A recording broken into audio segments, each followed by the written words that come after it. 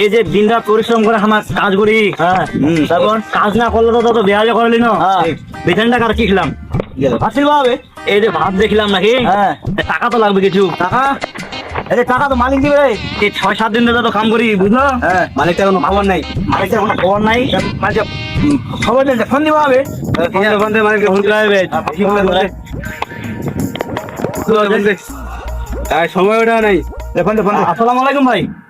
হ্যাঁ, ওয়ালাইকুম আসসালাম ভাই। কয়েকদিন ধরে আপনার হাটে আমরা কাজ করতেছি, দাদা, আমি আর একটা ছোট ভাই। তো আমাদের টাকা পয়সা না দিলে আমরা বউ বাচ্চাকে কি খাওয়াবো? আসতেছেন আর টাকা নিয়ে আসেন ভাই। হ্যাঁ দাদা, তুমি আসা যাবে, জানো তাড়াতাড়ি A few moments later.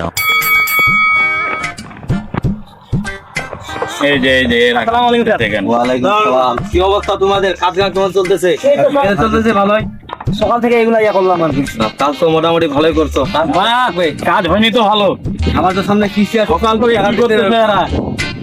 মোটামুটি ভালো। না না না, হয়নি। আর এখন একটা বিয়ে করে নিলাম, আপনি তো জানেন। তো মনে করেন যে বউ বাচ্চা চালানোর জন্য কি টাকা দরকার।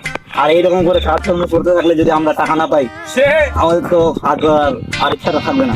তো কার কয় টাকা লাগবে বলো? আমার সামনে কিস্তি আছে, কিস্তির টাকা নিতে হবে। ওর লাগবে 6-7 হাজার, আর আমার 5-6 হাজার দিলে হয়ে যাবে। আচ্ছা ঠিক আছে। না স্যার, এতগুলো টাকা একবারে দেওয়া যাবে না স্যার, কম দিতে হবে। এটা কাজ ফাঁকি দেয় স্যার। সমস্যা, আমি আছি। আপনি আছেন? হ্যাঁ আমি আছি, চিন্তা করেন। ঠিক আছে স্যার, ঠিক আছে। আসসালামু আলাইকুম। ওয়ালাইকুম আসসালাম।